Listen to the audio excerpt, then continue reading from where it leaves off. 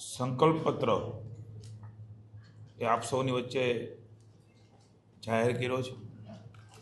એવા પ્રસંગે આ પ્રેસ વાર્તામાં ઉપસ્થિત અમારા સાથી માંડવીના ધારાસભ્ય અને પ્રદેશ ભારતીય જનતા પાર્ટીના મહામંત્રી સૌરાષ્ટ્ર ઝોનના પ્રભારી આદરણીય અનિરુદ્ધભાઈ દવે, શહેર ભારતીય જનતા પાર્ટીની ચૂંટણી જેના નેતૃત્વ અને માર્ગદર્શનમાં લડાઈ રહી છે એવા અમારા યુવાન સાથી ભાઈ શ્રી માધવભાઈ દવે, પૂર્વ મંત્રી અને ધારાસભ્ય બેન શ્રી ભાનુબેન, ધારાસભ્ય ભાઈ શ્રી ઉદયભાઈ, રમેશભાઈ, દર્શિતાબેન, સૌ મહામંત્રીશ્રીઓ, આપ સૌ પત્રકાર મિત્રો, આપ સૌએ ભૂતકાળમાં જોયું છે કે ચૂંટણી ઢંઢેરા એ જાહેર કર્યો, આવી વાત એ આવતી। પાર્ટી વિથ ડિફરન્સ એ ભારતીય જનતા પાર્ટીમાં આપ સૌએ પણ જોયું છે અને જનતાએ અનુભવ્યું છે। માનનીય મોદી સાહેબે સંકલ્પ પત્ર એ પાર્ટીનો હોય એ પ્રકારની વાત મૂકીને આજે દેશમાં સંકલ્પ પત્ર તરીકે એને અમે લોકો સુધી મૂકીએ છીએ। આ સંકલ્પ પત્ર એ અમારામાં શ્રીમદ ભગવદ્ ગીતાથી ઓછું નથી। આ મારો એક ભગવદ્ ગીતાનો ગ્રંથ છે। સેવા હી સંગઠનના ન્યાય અને સિદ્ધાંત સાથે ભારતીય જનતા પાર્ટી અવિરતપણે લોકોની સેવામાં કામ કરી રહી છે। દેશમાં માનનીય મોદી સાહેબના નેતૃત્વમાં 2047માં વિકસિત ભારત એની સંકલ્પના, અને એમાં દરેક રાજ્યો અને એમાં દરેક શહેરો, એમાં આપણું એક રાજકોટ, માનનીય નીતિન નવીનજીના નેતૃત્વની અંદર સંગઠન, માનનીય અમિતભાઈ શાહના માર્ગદર્શન નીચે સરકારના સંગઠનાત્મક ઢાંચાઓ માનનીય મોદી સાહેબના નેતૃત્વમાં આખરી ઓપ અપાઈ રહ્યો છે। મુખ્યમંત્રી ભૂપેન્દ્રભાઈ પટેલના નેતૃત્વની અંદર રાજ્યમાં માનનીય પ્રદેશ અધ્યક્ષ જગદીશભાઈ વિશ્વકર્માના નેતૃત્વની અંદર હમણાં 2 દિવસ પહેલાં એમનો પ્રવાસ થયો। સતત સંગઠનને ચેતનવંતું રાખીને દિશા દર્શન આપવા માટે માનનીય પ્રમુખશ્રી પણ પ્રવાસ કરી રહ્યા છે।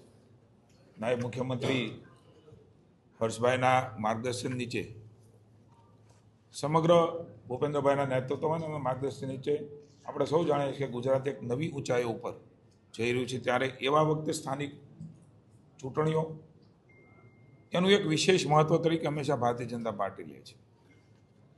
રાજકોટ મહાનગર એ કોઈ અભિમાનથી નથી કહેતા, કોઈ હરાવી શકે એવી સ્થિતિ નથી, કારણ કે જન સુધી માનનીય મોદી સાહેબ, ભૂપેન્દ્રભાઈ, ભારતીય જનતા પાર્ટી, એમનું નેતૃત્વ, એમના કરેલા કામો એની અનુભૂતિ તળ ધરતી ઉપર એ આપણાથી માંડીને તમામ લોકોને છે। સંકલ્પ બળમાં તાકાત હોય છે, સંકલ્પથી સિદ્ધિ। અમારા તમામ નગરસેવકો જે ચૂંટણી લડી રહ્યા છે, જે ઉમેદવારો છે, એ આવતીકાલના નગરસેવક બનવાના છે। ભારતીય જનતા પાર્ટી એ રાજકોટ મહાનગરને કઈ રીતે આગળ લઈ જવા માંગે છે એની અનેક મંથનો પછી જનતાની અંદર પડેલી અપેક્ષાઓ અને આકાંક્ષાઓ એમાંથી અર્ક કાઢીને એક સંકલ્પ પત્રની જાહેરાત એ આજે રાજકોટ થઈ છે। ભૂતકાળમાં પણ સંકલ્પ પત્રો અમે બનાવ્યા છે, એમની પણ વિગતો એમની વચ્ચે આપની વચ્ચે મૂકી છે કે અમે આપેલા વચનો એ પૂરા કર્યા છે। ઢંઢેરો એ કદાચ ચૂંટણીલક્ષી હોઈ શકે, પણ સંકલ્પ પત્ર એ મેં કીધું અમારો ગીતાજીનો ગ્રંથ છે। આ તો કરીએ જ,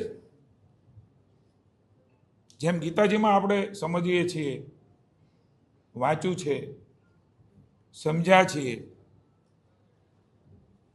એની ઉપરાંત આપણને ઘણું બધું એમાંથી મળે છે, એમ સંકલ્પ પત્રમાંથી પણ ભારતીય જનતા પાર્ટીને ખૂબ બધું મળે, અને લોકસેવામાં, સમાજ જીવનની વ્યવસ્થામાં કેવી રીતે એને લાઇનબદ્ધ કરી શકીએ એના માટે થઈને આજે અમે આ સંકલ્પ પત્રની જાહેરાત કરી છે। હું સૌપ્રથમ તો રાજકોટની જનતાનો વિશેષ આભાર માનું છું ભારતીય જનતા પાર્ટી દ્વારા, સરકાર દ્વારા, કે એમણે અવિરતપણે ભારતીય જનતા પાર્ટી ઉપર અભૂતપૂર્વ વિકાસ ને સ્વીકારીને મતો આપ્યા છે. સ્થાનિક સ્વરાજ્યની ચૂંટણી હોય, ધારાસભાની ચૂંટણી હોય, લોકસભાની ચૂંટણી હોય, રાજકોટનું ઋણ એ ક્યારેય ન ચૂકવી શકીએ એ પ્રકારે લોકોનો પ્રેમ એ અમને મળ્યો છે.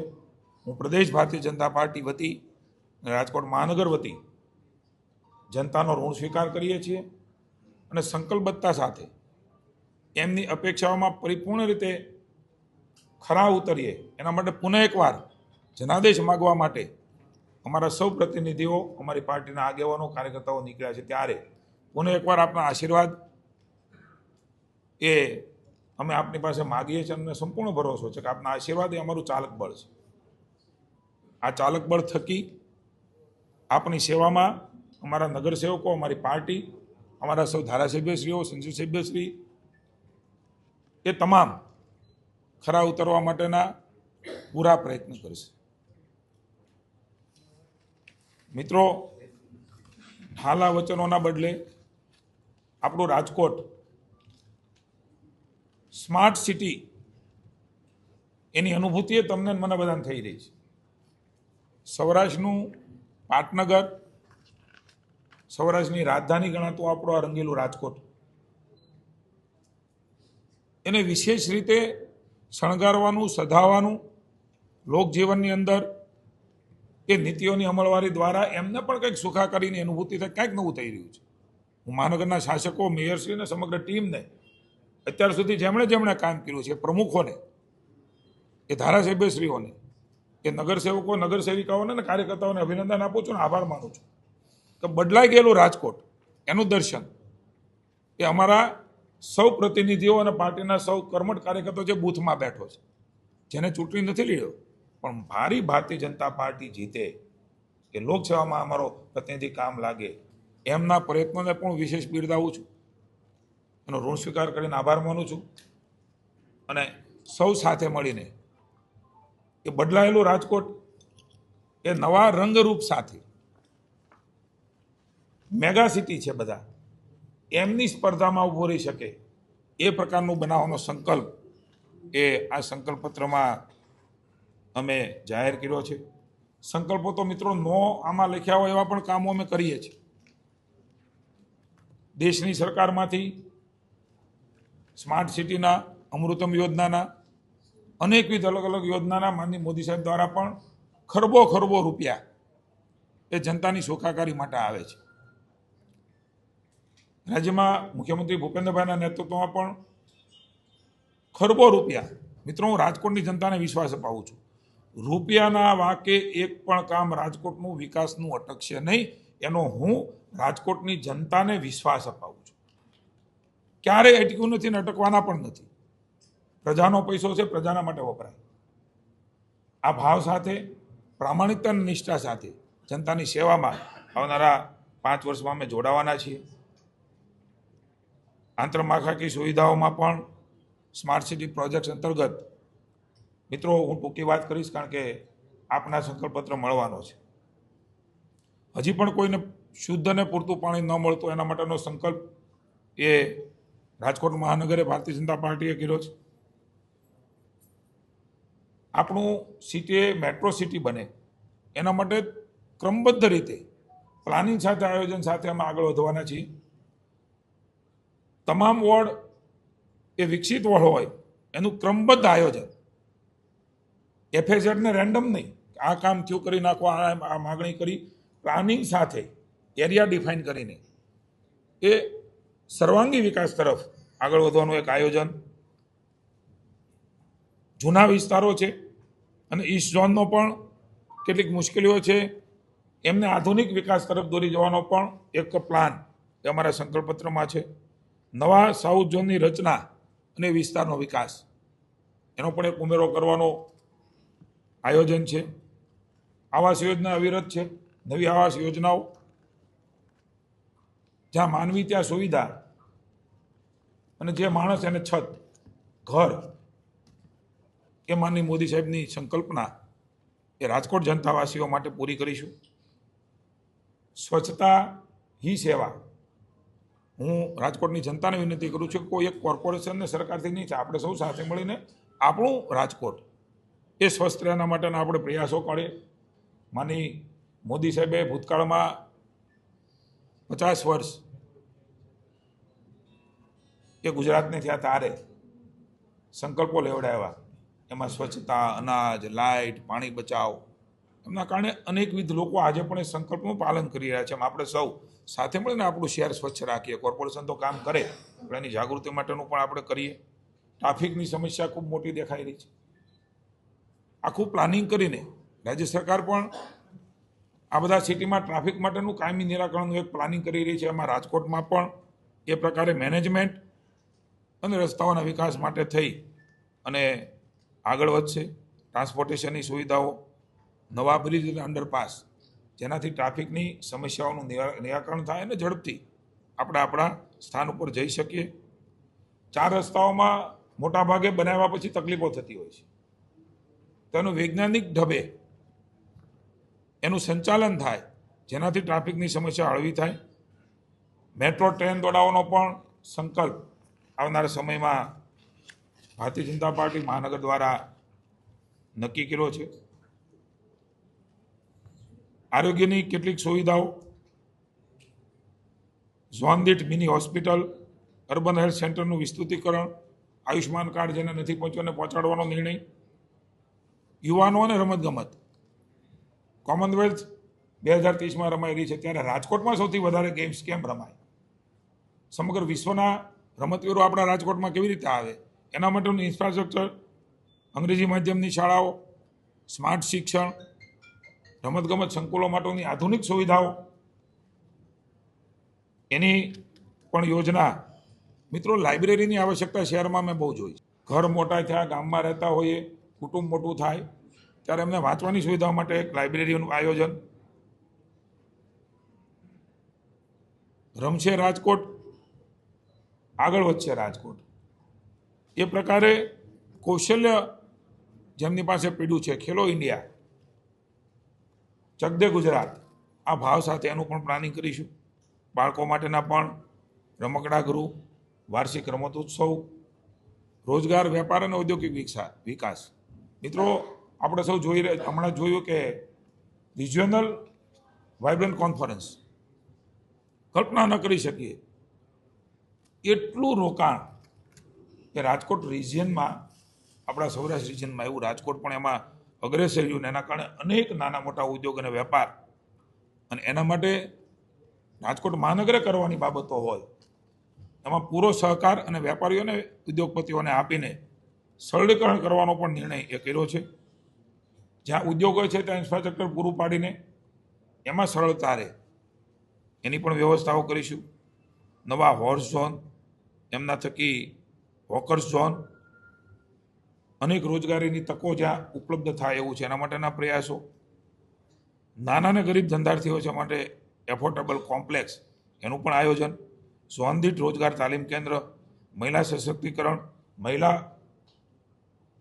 હોકર્સ ઝોન, મહિલા પ્રશિક્ષણ અને તાલીમ, રાજ્યના કેન્દ્રની સરકારની યોજનાઓ, એનો લાભ કેવી રીતે મળે એના માટેની તાલીમો, વર્કિંગ વુમેન હોસ્ટેલ.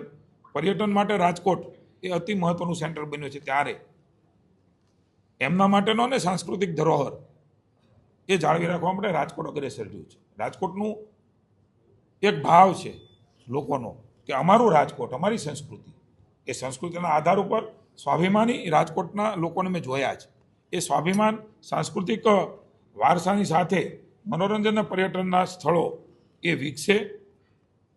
કારણ કે સેન્ટર હોવાના કારણે અનેક લોકો અહીં આવવાના છે. હોટલ, અન્ય જરૂરિયાતો ઊભી થવાની છે.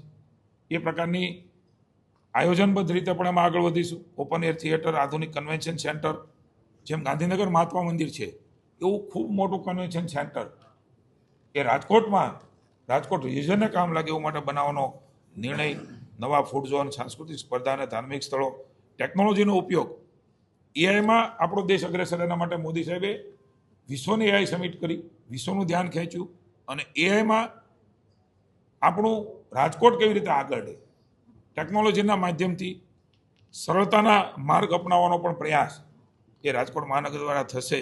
ઓનલાઈન સેવાઓ અદ્યતન, ફાયર બ્રિગેડ, સિનિયર સિટીઝન માટે કરવેરામાં વિશેષ રાહતો, સોલાર ઉર્જા વપરાશકર્તાઓને કર રાહત, વ્યાપાર ઉદ્યોગને રહેણાંક એકમોને પ્રોત્સાહન, આવી અનેકવિધ યોજનાઓ આ સંકલ્પમાં લઈને આવનારા સમયમાં રાજ્યની જનતા સમક્ષ અમે આ સંકલ્પપત્ર જાહેર કરીએ છીએ. અને પુનઃ એકવાર અમારા સૌ વતી રંગીલા રાજકોટની જનતાને આપણું આ રંગીલું રાજકોટ એ વધારે ઊંચાઈએ પહોંચે, મેટ્રો સિટીની સ્પર્ધા કરી શકે એવું રાજકોટ બનાવવા માટે ભારતીય જનતા પાર્ટી એ કટિબદ્ધ છે. સૌનો અને આપ સૌનો પણ પત્રકાર મિત્રોનો અમે સહકાર માગીએ છીએ, આશીર્વાદ માગીએ છીએ. જનતાની સેવાળી સંગઠનના ભાવ સાથે આગળ વધી રહ્યા છીએ. ત્યારે પુનઃ એકવાર જનતાનો ઋણ સ્વીકાર કરીએ ને પુનઃ એકવાર ભારતીય જનતા પાર્ટીનું શાસન રાજકોટમાં આવવા જઈ રહ્યું છે. ત્યારે જનતાને વિશ્વાસ અપાવીએ છીએ સરકારને સંગઠન વતી ક્યાંય કચાશ એ લોકોની સેવામાં રાજકોટ મહાનગરપાલિકા અને રાજકોટ ભારતીય જનતા પાર્ટી રાખશે નહીં. મિત્રો, આજનો દિવસ એ ઐતિહાસિક છે. એ દિવસે સંકલ્પપત્ર જાહેર થયું છે. નારી શક્તિ વંદના અધિનિયમ માની મોદી સાહેબની જે દ્રષ્ટિ છે, વર્ષો સુધી એ વાતો થઈ, પરિણામો ન મળ્યા. ઈચ્છા શક્તિવાળું નેતૃત્વ હોય ત્યારે બહેનો પણ 33% અનામતમાં, આવનારા સમયમાં 33% મહિલા અનામત સાથે વિધાનસભા અને લોકસભા એ 29માં લડાવવાની છે. એ પછી ક્રમશઃ એ રાજ્યોને પણ અમલવારી થવાની છે. ઐતિહાસિક ચર્ચાઓ આજે સંસદમાં, નવા સંસદમાં થશે. મહિલાઓની અંદર પડેલી શક્તિઓ સશક્તિકરણની દૃષ્ટિકોણે મોદી સાહેબે રાખ્યો. 50% સ્થાનિક સ્વરાજ્યમાં આપી, 33%ના બદલે ઉમેરો કર્યો. પંચાયતોમાં પણ આખી પંચાયત બહેનોની બને એને પ્રોત્સાહન આપવાનું કામ કર્યું. સખી મંડળો બનાવ્યા, બહેનો માટેની અલગ યોજનાઓ બનાવી. અને આજે મને એવું લાગે છે કે દેશની સર્વોચ્ચ સંસ્થા એ લોકસભા અને ગુજરાત હોય તો એ વિધાનસભા, એમાં એમની ભાગીદારી, એમાં એનું કોન્ટ્રીબ્યુશન, એના દર પર 2047નું ભારત. એટલે આજનો દિવસ એ ઐતિહાસિક છે. દેશ અને ગુજરાતની મહિલાઓને હું ખૂબ મોદી સાહેબ જ્યારે આ અધિનિયમ લાવી રહ્યા છે ત્યારે શુભકામનાઓ આપું છું. મિત્રો, મને એવું લાગે છે કે તમે જે પ્રકારે વિચારી રહ્યા છો એ સારું છે રાજકોટનું, પણ કેટલાક કામો એ કાલ ન થઈ જાય. એના પ્લાન, એની વ્યવસ્થાઓ, એની એસ્ટિમેટ, એમની રકમો, એમની જરૂરિયાતો, અન્ય પણ વિકાસના કામોની પ્રાયોરિટી, એ પ્રાથમિકતા લઈને તમને અમે કહીએ છીએ કે અમે નથી કીધું ને એવા પણ અનેક કામો રાજકોટ માટે કરીશું. રાજકોટ મહાનગરના સંગઠનના અધ્યક્ષ ભાઈ શ્રી માધવભાઈ, સૌ સાથી ધારાસભ્યશ્રીઓ, સંગઠનના મહામંત્રી શ્રી, મીડિયા ઇન્ચાર્જ શ્રી રાજુભાઈ અને ઉપસ્થિત આપ પત્રકાર મિત્રો, સંકલ્પના સંદર્ભની અંદર આજે સ્થાનિક સ્વરાજ્યની સંસ્થાઓની અંદર આવનારા ઇલેક્શનના સંદર્ભમાં સંકલ્પ પત્રનું વિમોચન આજે કરી રહ્યા છે. સંકલ્પ પત્રનું વિમોચન એટલે કે જ્યારથી મનની અંદર કંઈ કલ્પનાઓ ઉત્પન્ન થઈ હોય એટલે પહેલાં અવધારણા બનતી હોય છે મનમાં, અને એ અવધારણાને મૂર્તિમંત કરવા માટેનું કામ થતું હોય છે.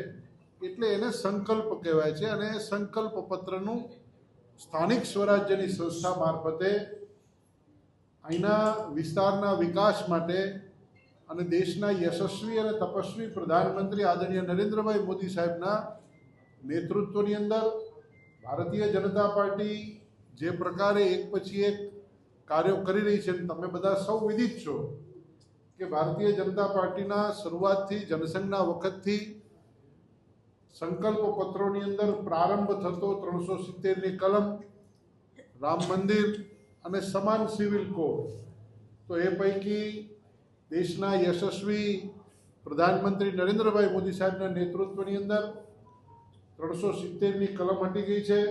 ભગવાન શ્રી રામનું મંદિર અયોધ્યામાં ખૂબ સુંદર રીતે બન્યું છે અને ગુજરાતની સરકારની અંદર પણ સમાન સિવિલ કોડ લાગુ થયેલો છે. તો આ પ્રકારે સ્થાનિક સ્વરાજ્યની સંસ્થાઓમાં પણ વિકાસની રાજનીતિનો નવો કેડી કંડારેલી છે. જ્યારે માનનીય મોદી સાહેબે ત્યારે ભારતીય જનતા પાર્ટીના નેતૃત્વની કેન્દ્રની સરકાર અને ગુજરાતની સરકાર ડબલ એન્જિનની સરકાર જે પ્રકારે સામાન્ય છેવાડાના માનવી સુધી સેવાના માધ્યમથી લોકોને કામ કરવા માટેનો અવસર આપી અને લોકોનું કામ કરવા માટેનું વ્યવસ્થા જે સ્થાનિક સ્વરાજ્યની સંસ્થા છે એના મારફતની જ્યારે વ્યવસ્થા થતી હોય છે ત્યારે ભારતીય જનતા પાર્ટી સમગ્રતયા વિચાર કરતી હોય છે કે કયા પ્રકારે આવનારા દિવસોમાં આ મહાનગર રાજકોટનું કઈ દ્રષ્ટિથી કયા કયા આયામોમાં કયા કયા ક્ષેત્રોમાં કઈ કઈ રીતે કેટલો વિકાસનો પ્લાનિંગ કરશું એનો વિચાર લઈને સંકલ્પપત્ર લેવાતો હોય છે અને એ સંકલ્પપત્રનું આજે અહીં માનનીય જીતુભાઈ વાઘાણી અને સમગ્ર ભારતીય જનતા પાર્ટીની ટીમ સાથે સૌ રાજકોટ મહાનગરના ધારાસભ્યશ્રીઓ સાથે મળીને આખું સંકલ્પપત્ર આપના માધ્યમ દ્વારા લોકો સુધી અમે જવા માટે લોકો સુધી તમારા માધ્યમ દ્વારા છેક છેવાડે લોકો સુધી અમારા સંકલ્પનો વિચાર પહોંચે કે ભારતીય જનતા પાર્ટીએ શું કર્યું અને આવનારા દિવસોમાં ભારતીય જનતા પાર્ટી શું કરવા માગે છે. પ્રધાનમંત્રી શ્રી મોદી સાહેબ અને મુખ્યમંત્રી શ્રી ભૂપેન્દ્રભાઈ પટેલ સાહેબના નેતૃત્વની ડબલ એન્જિનની સરકાર નીચે સુધી જે વ્યવસ્થાઓ કરી અને ગ્રાન્ટો ફાળવે છે એમાં આવનારા દિવસોમાં રાજકોટ કઈ રીતે આગળ વધશે એનો સંકલ્પપત્ર અત્યારે અમે ખુલ્લો મૂકી રહ્યા છીએ, જે આપના મારફત લોકો સુધી પહોંચે એવી આપ સૌને નમ્ર અપીલ પણ છે. અને ત્યારબાદ સમગ્ર વાત જે છે એ આખા સંકલ્પપત્ર ઉપરની એ વાત માનનીય જીતુભાઈ પણ કરશે.